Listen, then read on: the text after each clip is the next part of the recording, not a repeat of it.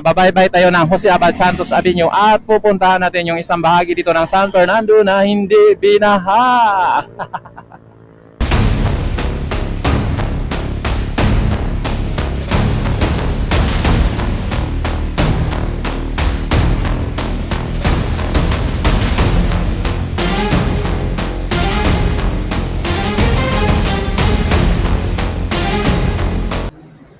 Kung saan tatawid itong NSCR at tatawid dito sa may lugar na hindi binabaha sa Pampanga.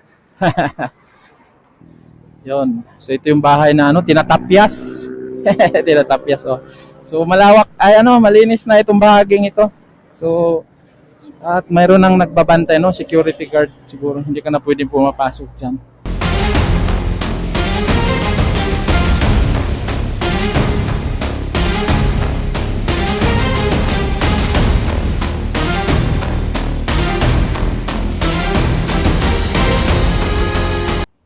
Left. At ngayon ay nandito po tayo sa may ito sa Lasatin Boulevard po ito.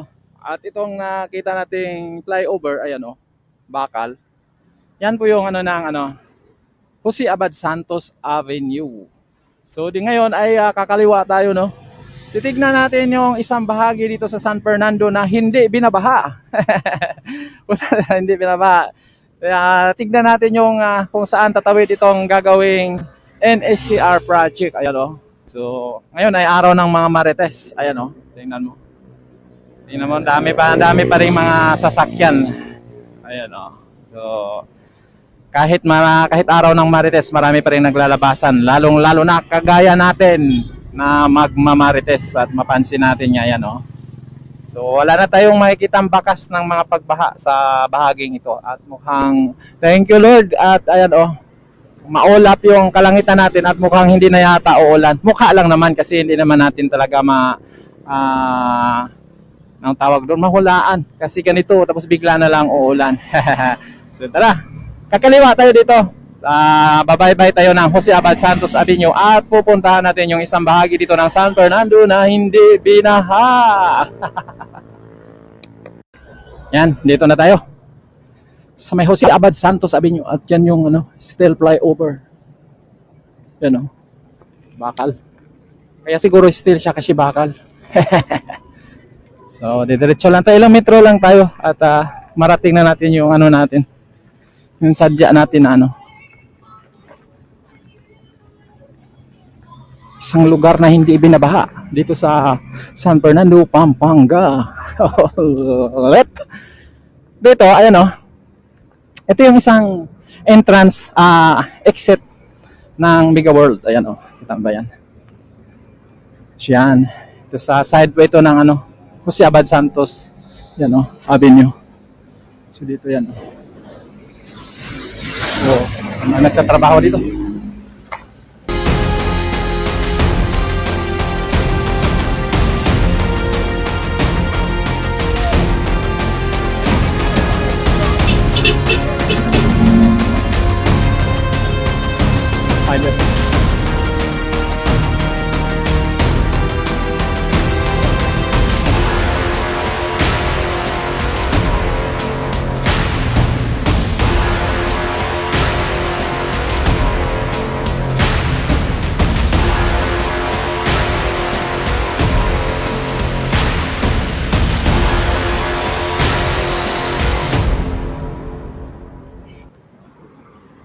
Yun.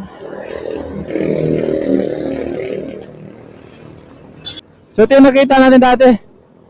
Coming soon. Yung Benpass. So mayroon ng mga naka-display unit. Yung Benpass Pampanga. May naka-display ng mga unit. Katabi lang na Pampanga Space. So,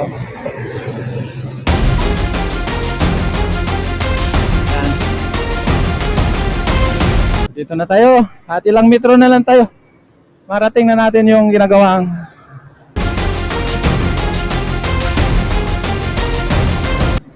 kung saan tatawid itong NSCR. At tatawid dito sa may lugar na hindi binabaha sa Pampanga. Grabe, binawalis nila yung ano. Madulas kasi dito. Binawalis nila. Maraming mga ano dito, mga car detailing, ayan oh. Ito yun, Aguila Glass.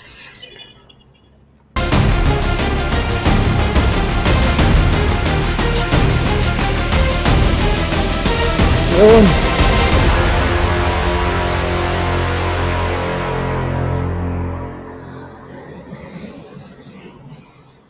Ayan.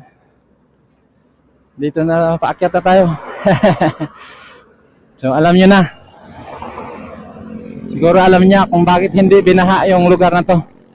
Tingnan mo yan sa baba. Oh. Yan, kita nyo. So ito ay embankment ito sa ginagawa, sa ano, sa dating PNR, release ng PNR. Yan dyan na unahan. Oh. Yan. At dyan din yung ano, tatawid yung gagawing NSR Cantilever Bridge. Yun.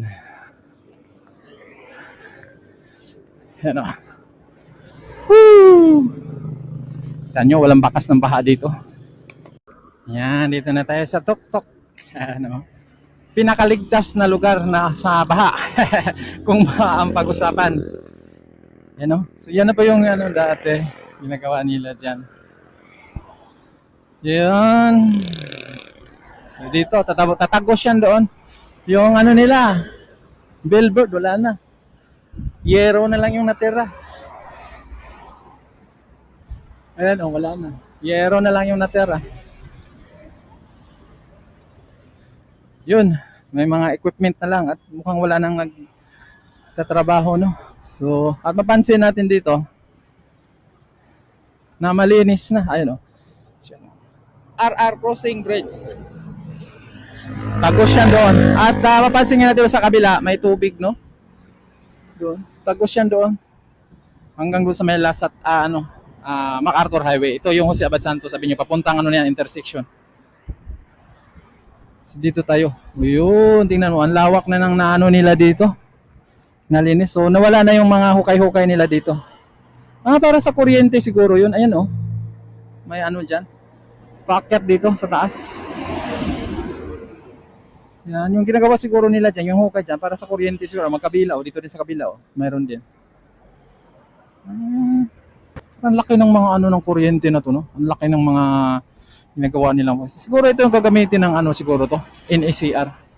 Gamit siguro to ng ano, no? Wala lang naman yan. Kasi ang lalaki, oh. Ha? So dito niya tatawid yung ano, tatayo yung Cantilever Bridge pagtawid dito sa may Jose Abad Santos, sabi nyo, at makita na nga natin doon sa dulo yung San Fernando Station, train station, at makita nga ayun, no, andyan yung launching gantry, at yan po yung may bahay pa dyan na ano, yan natira na sa gitna. Ano kayong bahay na yun, no? Yun, no? Sabi yung dito, ayan, binabaha yan dyan banda. Yun, so ito yung bahay na ano, tinatapyas. Tinatapyas, oh. So malawak, ay ano, malinis na itong bahaging ito. So, at mayroon nang nagbabantay, no, security guard siguro, hindi ka na pwedeng pumapasok dyan. So, siguro nakuha na ito ng contractor, no? Ayan, oh. May mga bakod na doon. At kitang-kita na natin dito. Siguro sunod balik natin dito, mayroon na silang ano dito. Tatayo na sila ng ano dito. May makita na tayong mga poste na tatayo dito. At yan, kita natin yung bakas ng baha. Ayan, oh. So, ito yung pinakalitis dito kung saan tatawid itong NACR sa may Jose Abad Santos Avenue. Yun. So ilang metro lang tayo dito, no? Doon sa gagawing San Fernando train station na yun, no? Kitang-kita na yung ano, yung structure ng station. At yun nga na ano nga natin sa balita na ano, na mayroon silang hinahanap ng mga pangalan para dito at saka doon sa may bahagi ng Balite, no? Dito sa may parte ng San Fernando na hindi nila makikita ng DOTR, no? Siguro, baka yan siguro yung mga nakatira dyan. Pero yung natitira dyan, ano na yun, no? Mukhang umpisahan ng winawasak. Umpisahan ng winawasak, oh. Yung natitira ng bahay dyan, eh. Hindi lang matuloy-tuloy, eh. Bakit kaya? Kaya wala nang bubong, wala na. So yun, ito yung pinakalinis dito sa may gagawing NSCR line dito sa pagtawid ng Jose Abad Santos Avenue. Orlit!